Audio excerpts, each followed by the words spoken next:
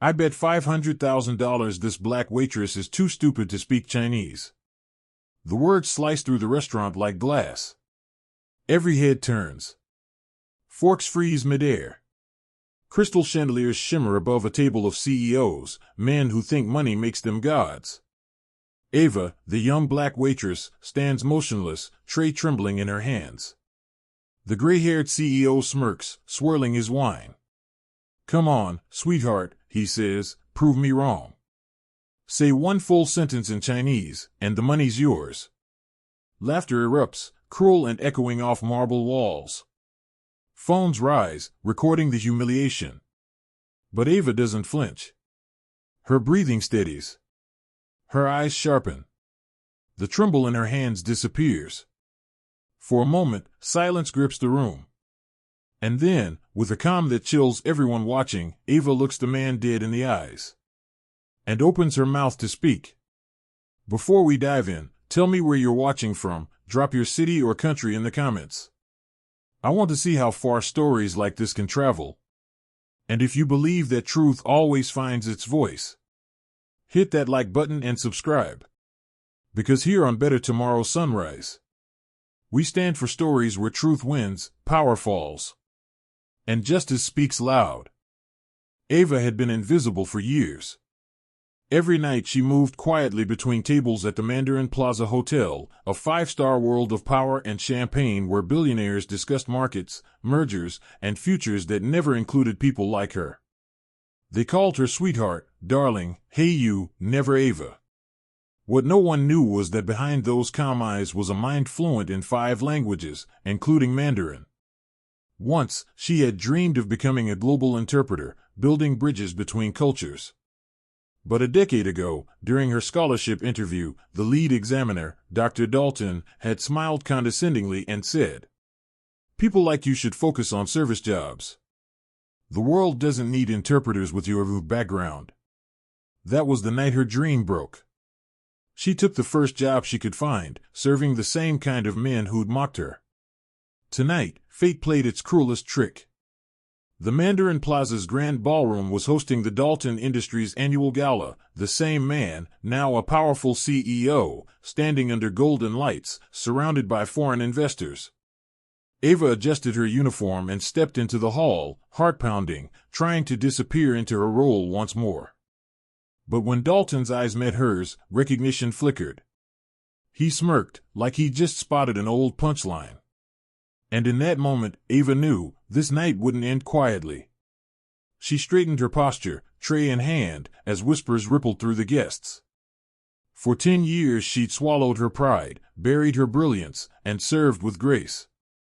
But tonight, under chandeliers and laughter, she was about to face the man who once told her she didn't belong. And the world would finally see which one of them was right. Dalton swirled his wine, pretending not to notice Ava until she was close enough to hear his voice. "Ah, service finally arrives," he said, glancing at his guests with a smirk. "Gentlemen, this is what real dedication looks like. Some people just know their place." The table erupted in polite laughter. Ava's hand stayed steady, but her heartbeat pounded in her ears.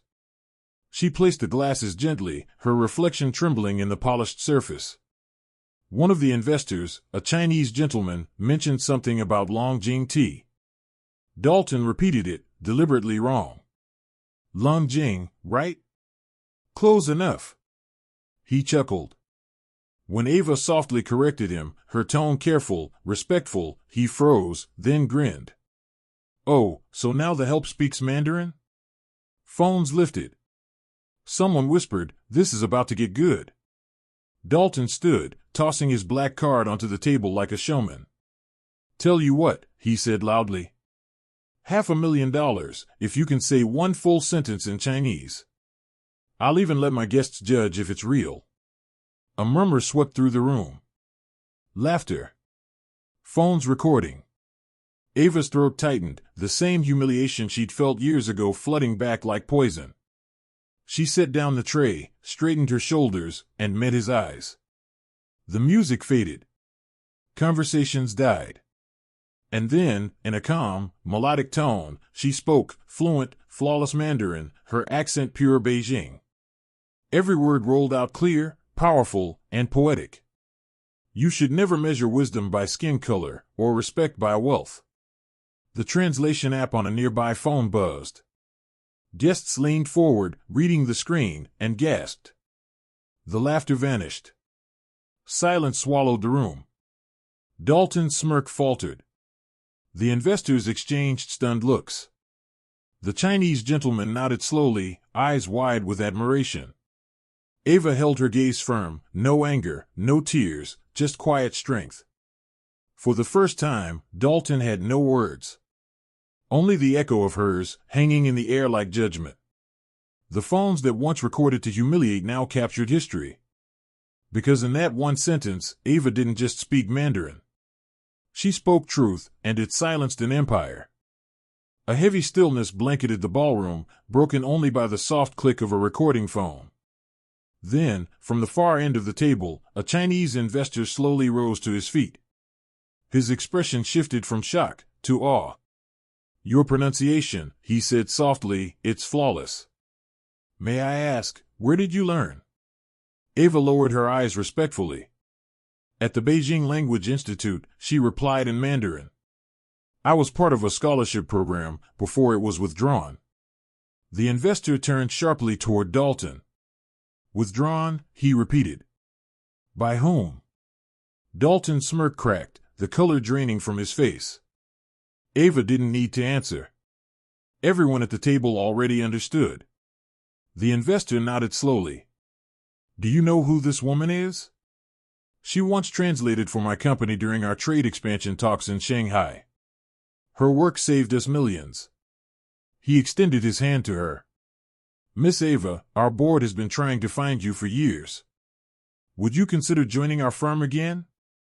Gasps rippled through the room. Cameras flashed. The guests who once laughed now stared in silence, some ashamed, others stunned. Dalton stumbled for words. "Wait, this is absurd, she's just..." The investor cut him off sharply. "She's brilliant. And she's worth far more than your entire bet." Ava smiled faintly, bowed, and replied, "Thank you, sir. But tonight, I'm not accepting job offers. I'm just returning a lesson." She turned toward Dalton with calm, composed, radiant. "You once taught me that people like me don't belong in rooms like this.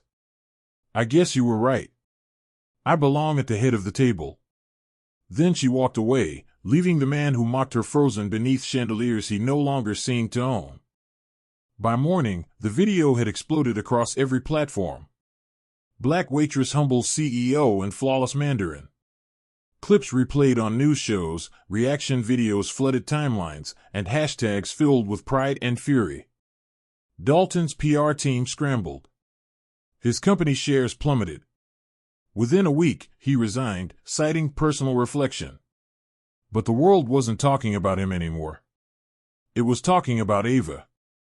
Invitations poured in from universities, conferences, and language institutes. Instead of chasing offers, she built something bigger, the Ava Foundation, a scholarship fund for young interpreters of color. She spent her days teaching languages, not as tools of power, but as bridges of respect. At her first press conference, a reporter asked what drove her to speak that night. Ava smiled softly. "I didn't speak to win a bet," she said. "I spoke because silence had started to sound like consent." She paused, letting her words sink in. Humility doesn't mean hiding. It means standing tall, quietly, until the truth is ready to be heard. The crowd rose to its feet in applause. And as the cameras flashed, Ava stood beneath the same light that once mocked her. But this time, it didn't blind her. It crowned her.